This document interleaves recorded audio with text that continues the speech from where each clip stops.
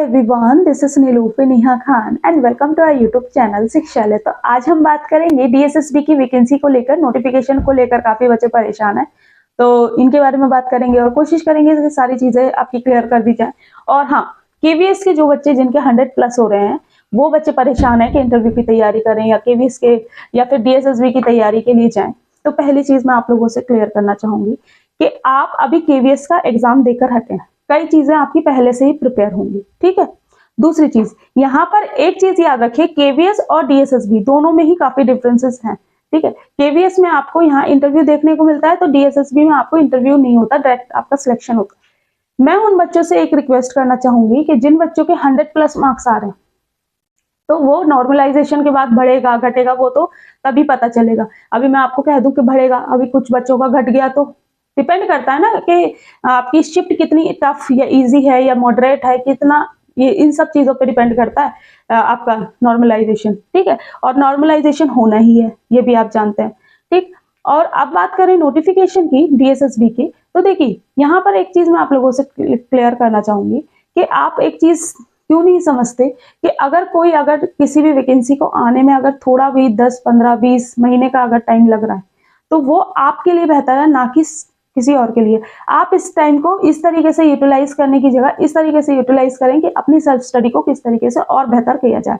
और डीएसएसबी इकलौता ऐसा एग्जाम है जो कि सेल्फ स्टडी अगर आप नहीं करते हैं, आपको कोई रटा भी देना कोई चीज, तब भी आप नहीं कर पाओगे। कोई बैच खरीद लीजिए, कोई नोट्स खरीद लीजिए, कुछ भी खरीद लीजिए, विदाउट सेल्फ स्टडी आपका कुछ नहीं होना, ये याद रखिए। और डीएसएसबी एक लौता ऐसा एग्जाम है जो कि स्मार्ट स्ट्रैटेजी के अकॉर्डिंग ही आपका, क्योंकि यहाँ पर सिलेबस आपका काफी बहुत बड़ा, ठीक है, तो सिलेबस के अकॉर्डिंग आपको चीजें करनी पड़ेंगी। अब सिलेबस तो है ही नहीं, तो यहाँ पर क्या करें, यहाँ पर आप क्या करेंगे, प्रीवियस ईयर पेपर्स को एनालिसिस करेंगे, उसी में ही आपको 2-3 दिन लग जाएंगे एनालिसिस करने में, ठीक है। तो ये चीजें अगर ध्यान से करेंगे, थोड़ा सा एनालिसिस पर टाइम दे दीजिए, उसके बाद क्या है, आपकी तैयारी अपने आप बेहतर होती चली जाएगी। आपको पता चल जाएगा कि हाँ, कौन सा टॉपिक है जो हमेशा पूछा जा रहा है। मतलब टॉपिक का मतलब है कि कौन से ऐसे एरिया है जहां पर हमेशा, जैसे कि फ्रेंच रेवोल्यूशन है हिस्ट्री का, यहाँ से हमेशा क्वेश्चन आते हैं, रशियन रेवोल्यूशन है, यहाँ से भी आते हैं। तो ये ऐसे पर्टिकुलर कुछ टॉपिक्स हैं जहां पर आपको बहुत इंपॉर्टेंस, मतलब अपनी चीजों को अच्छे से करके चलना पड़ेगा, पहली चीज, ठीक है। तो यहाँ पर आप लोग इस चीज को समझ जाइए, नोटिफिकेशन का जो भी टाइम पीरियड है ना, वो जब भी आए, ठीक है, लेकिन बहुत जल्द देखने को मिलेगा, क्योंकि ऑलमोस्ट सारे काम आपके कंप्लीट हो चुके हैं। और जो बच्चे इस चीज को लेकर परेशान है कि मैम हो सकता है वैकेंसी आए ही ना, तो ऐसा नहीं है।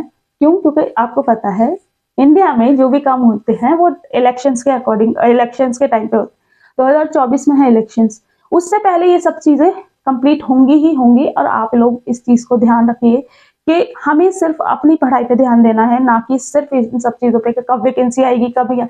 आप खुद तैयार हो, इस चीज का जवाब दे दो, ठीक है। जब आप इस चीज का जवाब देने लग जाओ ना, तो आपको पता, तब आप कहना कि हाँ चलो हम अब फॉर्म भर देते हैं। और हाँ, जिन भी बच्चों के केवीएस में लगभग 100+ मार्क्स आ रहे हैं, तो वो अपने इंटरव्यू की तैयारी करते रहें, प्लस अपना थोड़ा थोड़ा डीएसएसबी का भी पढ़ता रहें। क्यों? क्योंकि मैं यहाँ पर एक चीज आप लोगों से कहना चाहूंगी कि इंटरव्यू में पहले तो आपका रिजल्ट आएगा, फिर इंटरव्यू लिस्ट आएगी आपकी, ठीक है।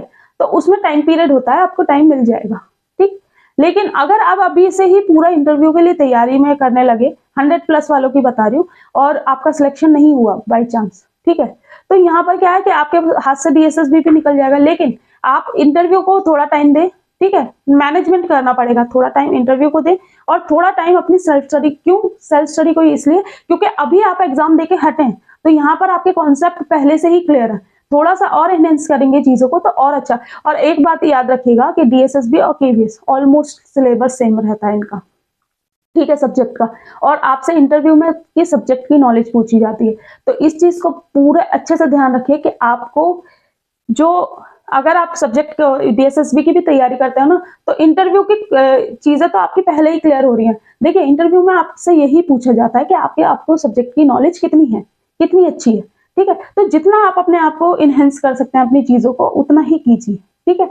और हाँ, डेमो टीचिंग आपका होता है, तो डेमो टीचिंग पे अलग से 1-1.5 घंटा दीजिए अपने आप को, और उसके बाद जो भी आपकी चीजें हैं उन्हें करिए। लेकिन मैं यहाँ पर आपको सलाह यही दूंगी कि इंटरव्यू के साथ साथ पूरे दिन आप इंटरव्यू की तैयारी थोड़ी करेंगे, पूरा दिन है आपके पास, तो बाद में आप मैनेजमेंट कर लीजिए। जैसे कि अगर आप 3 घंटे इंटरव्यू की तैयारी कर रहे हैं, तो 4 घंटे आपने कोशिश करी कि रिवीजन कर लिए, क्योंकि आप पहले से ही पेपर दे के आए हो। देखो, ये चीजें बताने का पर्पज सिर्फ इतना है कि आपका सिलेक्शन होना चाहिए, दैट्स इट। इससे इसमें मेरा मतलब सारी चीज आप एक तरीके से समझ लीजिए कि कोई भी इंसान विदाउट सेल्फ स्टडी आपका सिलेक्शन नहीं ले सकता। क्यों? क्योंकि अगर आप चीजें अपने आप से क्लियर नहीं करेंगे, कितना भी कोई आपको घोट के भी कोई कुछ पिला देगा ना, तब भी आप नहीं कर पाएंगे। ठीक है, तो इसलिए जरूरी है कि आप खुद कितना अच्छे से परफॉर्म करते हैं, ये जरूरी है। और रही बात मेरे नोट्स की, तो यहाँ एक नंबर शो रहा होगा, वहां पर आप कॉन्टेक्ट करके पूछ सकते हैं। लेकिन एक बात याद रखिए कि ये नोट्स आपके लिए सिर्फ और सिर्फ सब्स्टिट्यूट का काम करेंगे, मतलब कि आपकी तैयारी को और बेहतर करेंगे। अगर आप सोचो कि सिर्फ और सिर्फ इन्हीं में से ही आपका पूरा पेपर आ जाए, तो फिर मैं ही पेपर बनाने लग जाऊं। ठीक है, तो यहाँ ये वीडियो खत्म होती है। वीडियो अच्छी लगी हो, इन्फॉर्मेटिव लगी हो, तो लाइक एंड शेयर कीजिएगा। And thank you for watching. Hope so मैंने आप लोगों के डाउट क्लियर किए होंगे। और हाँ, टीजीटी एसएसटी वाले बच्चे जो प्रीवियस ईयर पेपर्स की जो वीडियोज या कह लीजिए लेक्चर्स जो हैं, वो मैं अभी कर ही रही हूँ। थोड़ा सा हो जाएगा तो मैं आपसे अभी अपलोड कर दूंगी। लेकिन आप लोग थोड़ा सा पेशेंस रखा करें, क्योंकि अभी रमजान चल रहे हैं, तो थोड़ा सा और भी शेड्यूल बिजी रहता है। तो आप लोगों से रिक्वेस्ट है, थोड़े से पेशेंस रखिए। और बाकी नोट्स से रिलेटेड आपकी जो भी इंक्वायरी हो, वो आप यहाँ इस कॉन्टैक्ट नंबर पे डिटेल मांग सकते हैं। थैंक यू फॉर वॉचिंग, और सब कुछ अच्छे से करते रहें।